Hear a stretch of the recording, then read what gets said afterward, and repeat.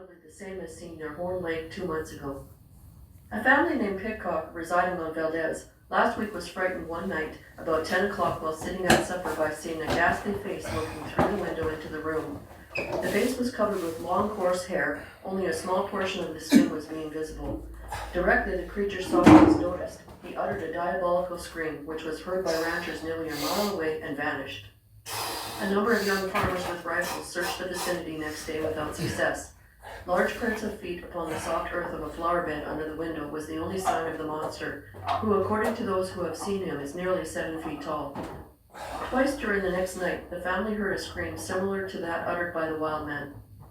All that day, a careful watch was kept, but the there were a number of footprints corresponding with those this time discovered the farmers threw himself into the icy waters and swam for the other side of the creek.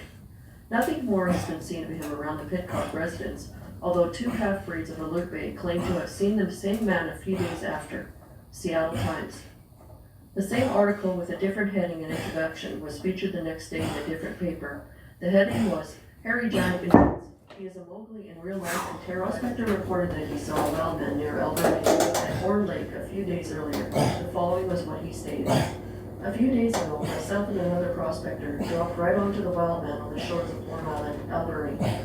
The Mowgli was clothed in sunshine and a smile, except that his body was covered with a growth of hair, much like the salmon-eating bears that infest the region. When it started moving through the heavy brush, judging from overhanging trees where it had been, he estimated the creature's height as at least 8 feet. Massive bone. A Vancouver couple reported unearthing a massive bone shaped like a human limb and foot on the Eskimo First Nations in about 1953. One of the Eskimo tribal legends tells of its brains having killed a giant many years ago. Another large bone with foot found. During 1957, a First Nations man presented a large leg bone to a newspaper reporter doing research in East Sook. The bone, which was shaped like a large human limb and foot, was claimed to be from a Sasquatch and was offered as proof of the creature's existence.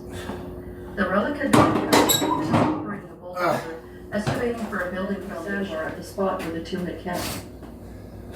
Monstrous thing. A man reported that he saw a monstrous thing on a shore near Minstrel Island during 1963. He was in a rowboat traveling to the flats at the head of Thompson Sound and apparently saw the creature in a stooped position. He said he saw the creature get up on its hind legs and move off erect. The man was so astounded with what he saw that he reported the incident to the BC Provincial Museum. He saw a Sasquatch in the Alert Bay area on Broughton Island on February 22, 1968. The men were digging for clams on the south shore of the island, about 25 miles from Alert Bay, when they saw the creature. Brown provided the following information. It was late in the afternoon and beginning to get dark, but there was still plenty of light to see that it was not an animal. It was hairy, about 6 feet tall, but there was no hair on its face, which was human-like, with a flat forehead. The boys watched it for about 30 seconds, and then threw rocks towards it to get its attention. The creature stood up, grunted, and simply walked off. The boys estimated that it was about 7 feet tall. They left the area and reported the incident to the RCMP and park rangers. Officials went to the site but did not find anything. Black human-like form in campsite. Robert Alley of Ketchikan, Alaska, reported an encounter with a Sasquatch in Strathcona Provincial Park in August 1975. Alley was camped with 3 friends. On the first night at around 1 a.m., he was awakened by what seemed to be dropping off the side of his tent. He peered out his friends, who quickly assembled and asked what was happening. Alley calmly told them that he had disturbed an elk while attending meats, rather than upset them with what he had actually seen.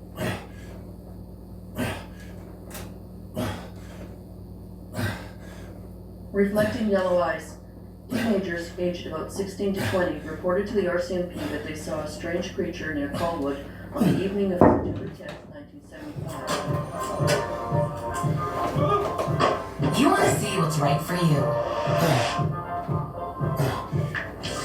With a personalized feed, you do. See what you like. We're bringing health insurance home. Get covered at georgiaaccess.gov. Getting his teacher's degree at the University of Victoria. He was an intelligent and reasonable person, someone we respected, and an all-around nice guy. I think he was more excited than I was about the footprints. He told me that he and I should go back out there as soon as possible, before it rained there, and make a cast of one of the prints. He said he had a box of polyfill and would bring warm water. We needed flashlights, a camera with a flash, and also a Coleman lantern. I was a little nervous about going back out there, but if I wanted proof, it had to be done.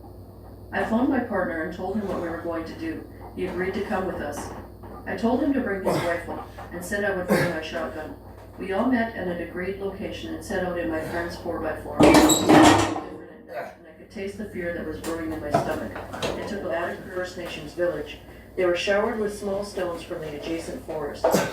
The stones were small, less than an inch in diameter, but were enough to make the boys leave the area. They did not see the stone thrower, but reports of Sasquatch in the region might indicate that the creature was involved. Its shoulders were 3 to 4 feet across. Harvey Mazer and Jack Phelps reported seeing the creature near Victoria on January orange. Claude and Dorothy Martin of Nanaimo reported seeing an odd creature between Port Alberni and Parksville in July 1979. They were traveling in a truck at night and had stopped for water at a little creek. They then saw a big, hair-covered creature standing upright like a human, eyes gleaming orange in the headlights of their truck. They said it was apparently black. The possibility of a black bear standing upright was suggested. Long gray snags crashing to the ground. Jojo Christensen, a crew member on the boat, caught wind of the creatures and said that the smell makes you gag or want to vomit. Insistence of the tree rapping. Adrian Dorst reported that he heard repeated tree rapping near Tofino in the Ursus River Valley area during the fall of 1994. The sounds occurred sometime after midnight. It needs to be noted that Aboriginal elders from some BC coastal villages accept slow, rhythmic tree striking as evidence for the proximity of Buckwas, or Sasquatch. Adrian Dorst also reported the sighting of a strange creature in the Gold River area around 1994. Dorst and a friend were canoeing the west coast of Vancouver.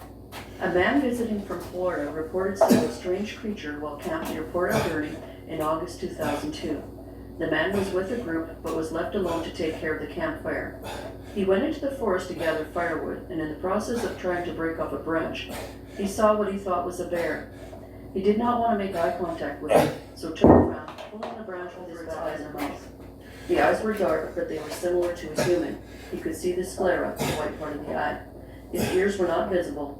He had a short neck and massive chest. His body was covered in hair that looked black, shiny, and well-groomed, 2.5 to 3 inches in length. After this brief mutual stare, the creature then simply turned and walked away with 2 legs. The camper said that it had shoes on. His fields were bounded by bush to the north and the Cowichan River to the south. Stood its ground. Alice John and her young niece reported seeing a Sasquatch at night near Tofino between Port Alberni on November 30th, 2004. The creature stepped out onto the road in front of their car. They had stopped to avoid hitting it, and it stopped right in front of them and stood its ground. It did not move until the lights of an approaching car apparently frightened it off into the bush. The woman said the creature was covered in dark hair and was between 6 and 7 feet tall. They said that it looked like a human and was not a bear. Remarkably, a member of the Frank family. I have come into possession of information more definite and authentic than has come to light at any previous time. Disregarding rumor and hearsay, I have prevailed upon men who claim they had actual contact with these hairy giants to tell what they know about them. Their story is set down here in good faith. Peter Williams lives on the Chehalis Reserve. I believe that he is a reliable as well as an intelligent Indian. He gave me the following thrilling account of his experience with these people. Peter's encounter with the giant. One evening in the month of May, 20 years ago, he said, I was walking along the foot of the mountain about a mile from the Chehalis Reserve. I thought I heard a noise, something like a grunt nearby. Looking in the direction of the Chehalis, and in a moment the dugout shot across the stream to the opposite bank. The swift river, however, did not in the least daunt the giant, for he began to wade it immediately.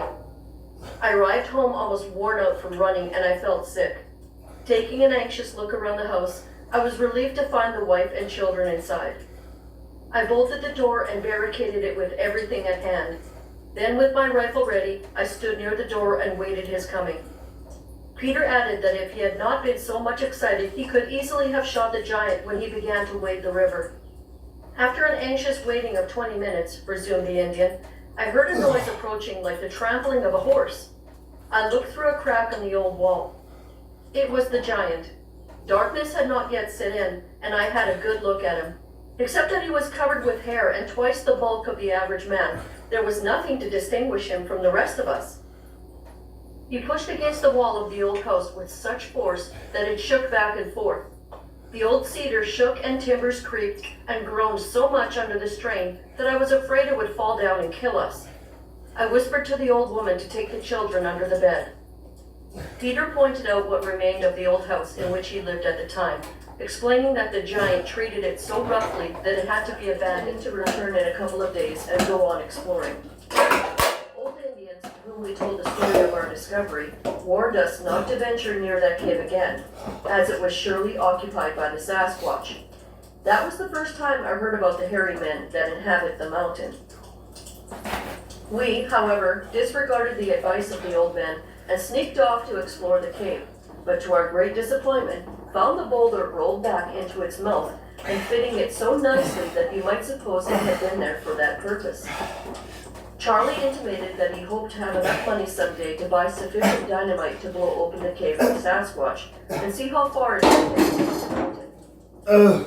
The Indian then took up the thread of his story and told of his first meeting with one of these men trunk and looked at me to raise him up, which I did, and he went into the hole. The next moment, a muffled cry came from the hole. I said to myself, the dog is tearing into a bear, and with my rifle ready, I urged the dog to drive him out, and out came something I took for a bear. I shoot, and it fell with a thud to the ground. Murder, oh my! I spoke to myself in surprise and alarm, for the thing I had shot looked to me like a white boy. He was nude, he was about 12 or 14 years of age. In his description of the boy, Charlie said that his hair was black and woolly. Wounded and bleeding, the poor fellow sprawled upon the ground, but when I drew close to examine the extent of his injury, he let out a wild yell, or rather a call, as if he were appealing for help. From across the mountain, a long way off, rolled a booming voice. Near and more near came the voice, and every now and again the boy would return an answer as if directing the owner of the voice. Less than 1/2 hour, out from the depths of the forest, came the strangest and wildest creature one could possibly see. I raised my rifle, not to shoot, but in case I would have to defend myself. The hairy creature, for that was what it was, walked towards me without the slightest fear. The wild person was a woman. September while picking hops there. It is true, and the facts are as follows. This happened at the close of September 1927, when we were having a feast. Adeline August and myself walked to her father's orchard, which is about 4 miles from the hop fields. We were walking on the railroad track and within a short distance of the orchard when the girl noticed something walking along the track coming toward us. I looked up but paid no attention to it, as I thought it was some person on his way to Agassiz. But as he came closer, we noticed that his appearance was very odd, and on coming still closer, we stood still and were astonished, seeing that the creature was naked and covered with hair like an animal. We were almost The wild man was no doubt a Sasquatch, a tribe of hairy people whom they claimed always lived in the mountains, in tunnels and caves. Do hairy giants inhabit the mountain solitudes of British Columbia? Many Indians, besides those quoted, are sincerely convinced that the Sasquatch, a few of them at least, still live in the little-known interior of the province. 1974, Sicamous, Snow Angels. A man and his girlfriend out cross-country skiing near Sicamous at Shuswap Lake reported odd and amusing findings in December 1974 or 75. They were first surprised to see 2 sets of human-like footprints in the snow. One set was larger than the other, and they appeared to have been made earlier in the day. The prints in both sets were considerably larger than the man's boot prints. However, the space between the prints was not much larger than his prints. The couple followed the prints for about 1/2 mile and came to a spot where it appeared that whatever had made the prints had laid down in the snow and made snow angels like children do, lay in the snow on their backs, wave their arms up and down, and move their legs from side to side. The man laid down in both impressions to see how he would measure up. He was 5'10" tall and weighed 190 pounds. He could not venture outside, half thinking some teenagers had wandered by the campsite and were playing a prank. He shone his penlight toward the dark mass of hemlocks and saw a tall, over 6 feet, black human-like form, like a burnt stump, standing at the edge of the trees. The creature immediately charged off into the second growth, and in a few seconds was no longer visible. The commotion woke his friends, who quickly assembled and asked what was happening. Ali calmly told them he had disturbed an elk while attending meads, rather than upset them with what he actually seen. 1975, September, Colwood, reflecting yellow eyes. Aged between 16 to 20, reported to the RCMP. Frederick Kirkwood and his wife Millie came very close to a strange creature near Princeton in October 1975. The couple were traveling east on the Hope-Princeton Highway at 2:30 a.m., 2 miles west of the Allison Pass Works yard. When they rounded a curve, they saw a dark creature come up onto the road about 100 yards ahead. Mr. Kirkwood slowed their car almost to a stop while the creature crossed the road, angling towards the car. It came within 12 feet of the car, looked straight ahead, and kept going. The Kirkwood said that its eyes looked black and did not reflect. Its face was light brown and it looked human. It was covered in hair about 1.5 inches long, light in color, like a dark golden retriever. It did not have prominent ears. It had hair on the backs of its hands, but not on its feet, which were shiny black and looked wet. They estimated that it was 5 feet 8 inches tall. It was very heavy, thicker from back to front than a man. Its arms were of normal length. Its head hair was the same length as that on its body. Hair came down onto its forehead, but not on its face. Its nose was human-like, and its neck was short, but not exceedingly so. We had 3 acres, but there was land all around us, and we would see them in the back field, just 1 or 2 individuals. It was never like I saw a whole bunch of them at one time. A friend of mine right around the corner had invited me over to her house, and they had 40 acres. They had a creek and it was winter time, and we would walk down there, and we would see footprints. And she said, "I've always wondered what these were. They're always here." So I told her, and she was just surprised. She couldn't believe what I was telling her. So we started going out in her woods, and we did get a couple of sightings there as well. And then they would come up to my house. My kids have grown up with them around them. Most of them, if not all of them, have seen them from time to time. I was at home dogs, and none of the dogs came out to greet me. I hear them whimpering, and I found them in the back bedroom. They were hiding under the bed. I went in, and my carpet in my dining room, which had the sliding door right directly off the dining room, the carpet was pulled all the way back to the door. My dining room table, because I had 5 small children at the time, was this gigantic, very, very heavy pine picnic table. It weighed about 250 pounds, and it was pushed up against the wall. The carpet was pulled back, and there were muddy footprints all over the dining room floor. In the kitchen, everything had been pulled out of the cupboards, and stuff was either on the floor or knocked down onto the counter. My assumption was that the dog had gotten up on the cupboard when the Bigfoot was up on the deck, because there was actually dog prints from my dog on the counter. My microwave was on the floor, the refrigerator door was open. I went into the living room, and other than a few things knocked over, nothing was destroyed. I think they were looking for food. I think that's the only reason they came in. They had always been around the house for a month or 2 after we moved in. They would go to the chicken coop and they'd get eggs out of there, and that was fine. I've always had a very easygoing relationship with them. I have dealt with aggressive ones in my life, none of which lived around me. They're not all aggressive, just for the rock on thing. They really are very spiritual. As far as they're concerned, they answer to a creator just like we would to God, and that was told to me by them verbally. At the house, when they had gotten into the kitchen. Alright.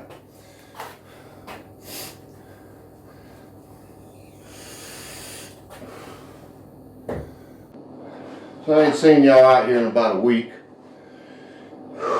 But I did say last time I saw you that it's a good possibility I'm gonna fuck off the rest of this week, because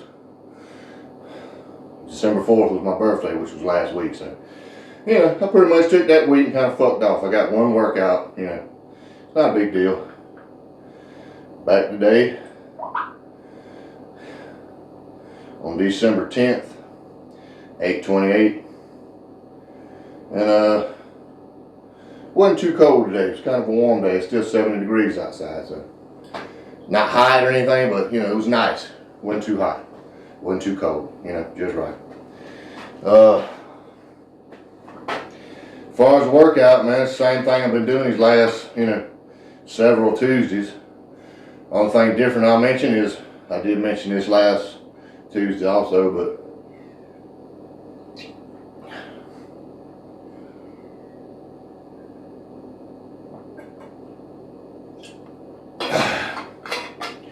did go up in weight a little bit, not a whole shit ton of weight, but how as it was, you know, first 5 sets 190, you know, first 5 sets this time went up 5 pounds. First 5 sets 195. And then the second 5 sets, of course, added 5, you know, instead of, you know, an additional 5 pounds, made it 215, okay? 5 sets of 10 with 215, the second 5 sets. And of course, you know, the rows and this stayed the same. I ain't really got no way to change the weight. I mean, I could change it with this shit, but it's not gonna make that much of a difference. That's really just for squeezing and stretching, really, as far as I'm concerned anyway. But yeah, that's not a whole lot to elaborate on about the workout. I will say this. I've been uploading a lot of shorts here lately. Just because, you know, they're basically just reels from my Instagram. I kind of started in chronological order way back and kind of worked my way up. I'm up to 2023 now, and but I'm thinking that's probably gonna be it, man. I ain't gonna come back and keep trying to upload those, because, you know, reels, shorts on YouTube are a minute. Reels can be up to a minute on YouTube, rather. Every single one of them ain't a minute, but they can be up to a minute. Now with reels on Instagram, they can be up to a minute and a half. So I'm to the point now in 2023 where I kind of started making, you know, these workout videos, and mostly most of the reels remaining over there are all about a minute and a half, and they're all basically just like little summaries or highlights of the fucking workout that I did that day that was recorded, you know, and put on YouTube, a full workout. So probably ain't, I'm not gonna put any of those up here. I might have put a couple of them up here already, but not gonna put any more, because one, it's already fucking here. The full fucking workout version of that shit's already on here. So, and number two, like I said, a minute and a half reel, I can't come over here and put it in shorts, because shorts were a minute. So I have to end up uploading that as a video, which somehow or another it still ends up showing up in shorts, even though it's longer than a minute. And then damn near every fucking one of them just get flagged. Oh, it's blocked. Nobody can see it because it's got music on it, you know, which is fucking ridiculous, because every fucking song that's over these fucking little reels that I'm not going to be posting, by the way, it's all over fucking YouTube. I mean, what the fuck are you talking about? But, you know, and that's about half-assed the reason I was just listening to fucking the Bigfoot Project out here. I get so fucking tired of that copyright bullshit. Like, what the fuck do you make fucking music for if you don't want motherfuckers to fucking use it and play it and listen to it? It's fucking ridiculous, but whatever, man. Yeah, I still have some reels, and I'm gonna bring over that are actually, you know, just bullshit, you know, less than a minute or whatever. I'll put them up here. But like far as them little summary reels of basically a summary of a full workout, I ain't gonna waste my time getting every fucking one of them blocked, you know. Fuck you, man. I'm not finna fucking do all that. That's ridiculous. Then you go on there, because if you was to upload a short, you want to make yourself a short, all you got is the video. They got music that you can put on there. And like some of the music that's on there that you can put on these reels, it's on the video already, and the video gets blocked because you say that so you can't use that song, where it's right there on your fucking website, you fucking moron, for people to use it. So how the fuck can I use it? You know, I've come across that before, you know.